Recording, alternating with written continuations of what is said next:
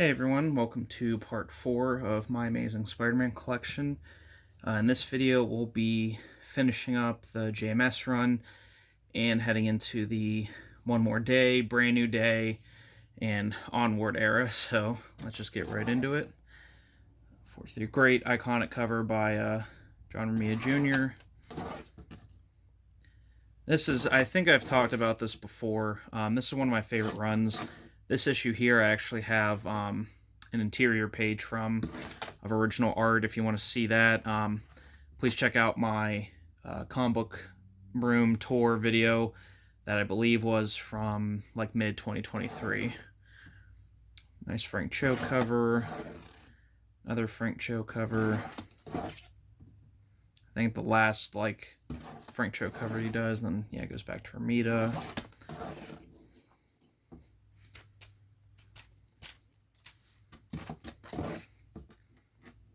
Terry Dodson. A lot of great covers in this run.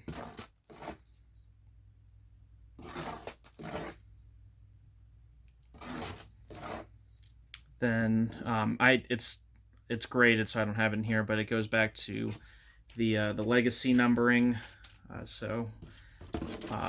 Went from what, 58 to 501. It went back with 500, but like I said, that's graded. I don't know, is it this? I think this is the Loki, yeah. The Loki two-parter, which was okay.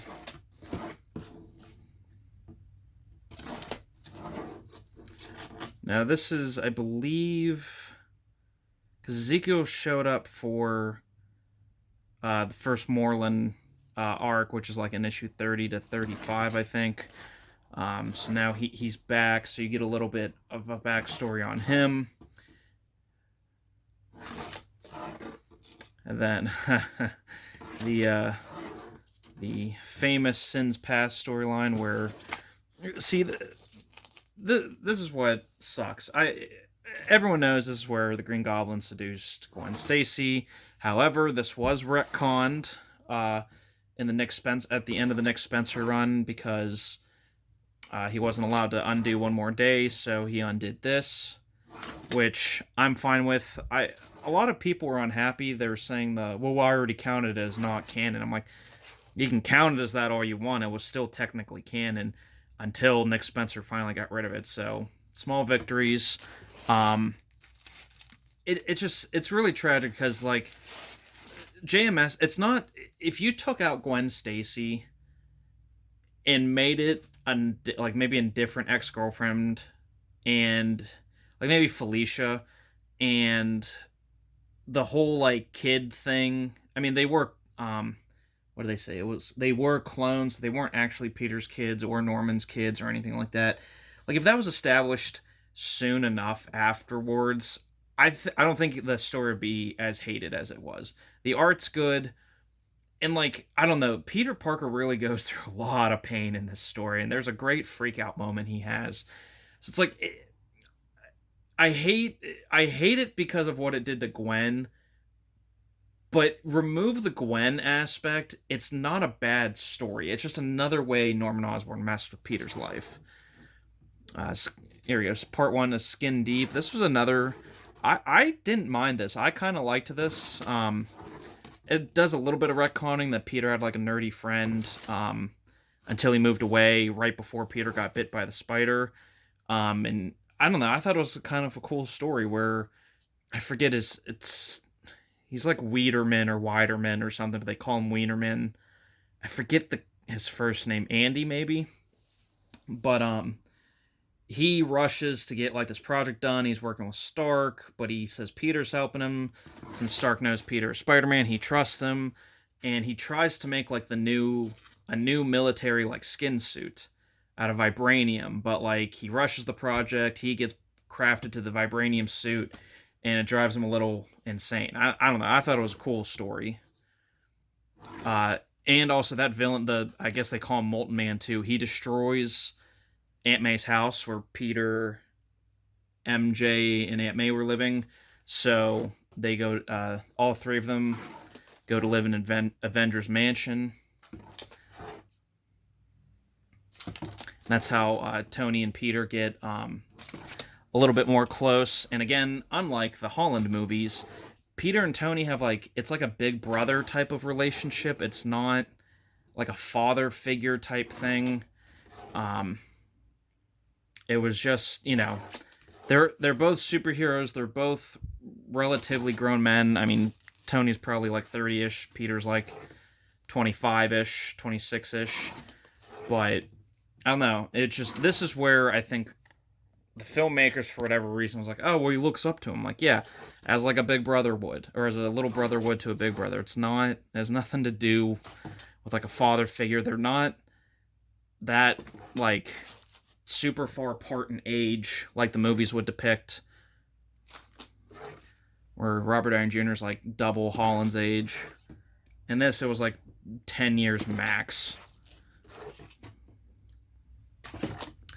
Civil War storyline. I really liked these tie-ins. I really liked the Iron Spider suit. It's a shame that this is all he ever really used it for. A second printing variant. Really cool. I believe this is an homage to, I think it's issue 106. I think that's what that's referring to. Clayton Crane variant. Back in Black. This is a great storyline. I've seen people crap on this too. I think it's really great. The art's really great. It's Peter at pretty much his lowest, being very dark, very brutal with enemies. Beats the shit out of the Kingpin, makes him look like a bitch. Then, of course, the One More Day. Now, I will also say this. I don't like the motivation behind One More Day. I don't like that it separated Peter and Mary Jane just to make a new groups of writers to make their job easier. I hate that too a lot, where it'll be well, we need to do this so people who are writing, it's easier for them. If they can't write a good story with what they have been given, then they're not that creative, in my opinion. I don't know. I think you could, we want him to date other girlfriends and him having money and job problems. It's he could be married to Mary Jane and have job problems, new villains, new costumes, new characters. You can do a ton with it. Oh, you can't write him a different girlfriend? That's what you're hung up on? Okay. And that was what the complaints were. These writers were, it was too difficult, or they liked the Archie love triangle-esque nature of Spider-Man, or, BS like that.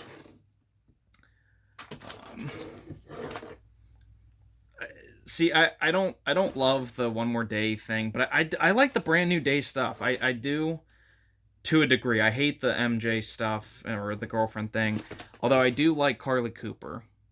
I do like that, but again, they ruin that too and get her out of the picture ASAP. And honestly, I think it's sort of because of this run, where my opinion is, I don't care. I'm tired of seeing Peter with no job, no girlfriend, no money, no friends. Aunt May's mad at him. I'm tired of that. Just, there should be a rule where there's a switch off. Either he has money and a good job and no girlfriend, or he has a girlfriend that will stick with him no matter what, and he has no job or money, and he's just surviving. You have to trade off. You have to do different things. I'm tired of seeing him either on top or on the bottom. You got to find some middle ground. And you know why, above all else, that would be interesting? Because we never see it. Say what you will about the Dan Slott and the Brand New Day era and onward. At least things were interesting. At least new characters were coming in. New villains were coming in. At least me, I didn't really know where the stories were heading. Like this. Kraven's first hunt, the Webhead Without Fear, Peter in a Daredevil costume. What the hell's going on? You have no idea until you read it. And that's, I don't know. I think that's really cool.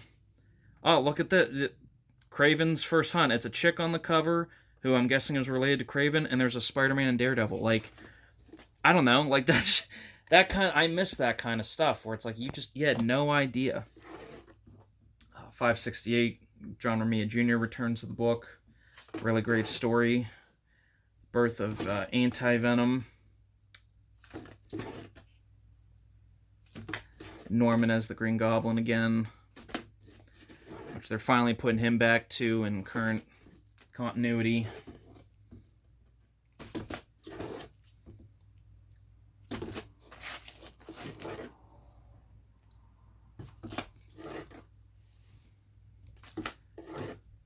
Here's I believe this is where Flash Thompson, it's revealed that he's a double leg amputee.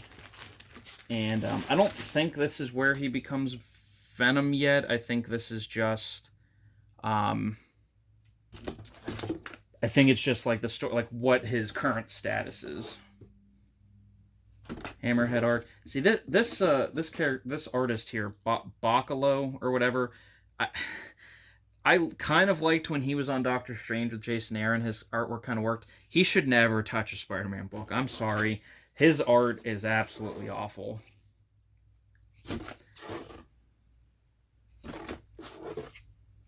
This is a great art. I think it's a 3-issue story. This is a train gets derailed by the Shocker, or a subway gets derailed, and they're like under the one river. So like time's running out, and J. Jonah Jameson Sr.'s introduced. Really great story. This is, I believe, another one where it's Peter's going with Harry to visit Liz, who is Harry's ex-wife, and their kid Normie, and Harry's also whipping up a cure for the Molten Man, which is Liz Allen's, I think, half-brother. Really cool story. The dating issue. See, this issue here is where it kind of made me... Because Betty, I think it's, Betty's trying to help Peter get a date. They go speed dating. She's just not having any luck finding anyone for him. And I'm like, this is where it's like, okay, like, I know they're good guy friend and girlfriend, but, like, I don't know. I feel like that issue kind of was like, maybe he should date Betty again. But I don't know. Character Assassination Part 1. I think John Romita Jr. comes back as the... no, then it's Barry Kitston. Okay, now, John Romita Jr. again. Return of the Spot. This is, I believe, that issue, if you've ever seen that image online, where Peter's, like, punching the Spot in the chest, and Spider-Man's fist comes out the Spot's face, and it's Spider-Man. Fantastic Four. This is where he re-reveals his identity to the Fantastic Four. This is it this one? I think this is the 24-hour story where all Peter does to make Jameson mad is like stop crimes and do stuff, and is nothing but seen throughout the whole city. The Dark Reign tie-in. I really love this arc. These are this story is like, I think the first 2 issues I ever bought off a newsstand at a Giant Eagle, which, for those of you who aren't in the Pennsylvania region, that's our grocery store, or one of them around here. Shop and Save, Walmart, Target, Giant Eagle.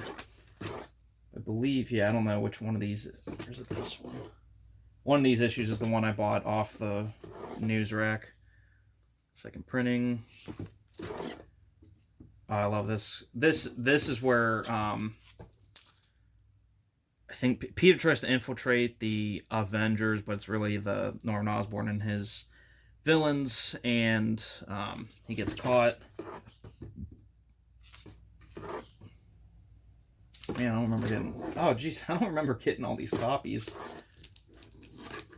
That's Menace. That's Harry's ex-girlfriend. Norman tries to get Harry to become the American Son. Harry has a shot to kill Norman, but he doesn't.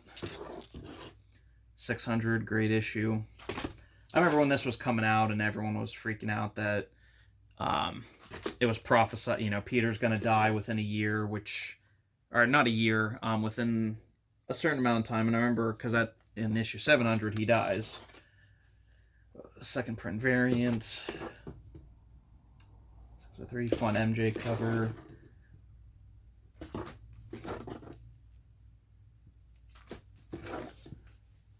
Great Granoff.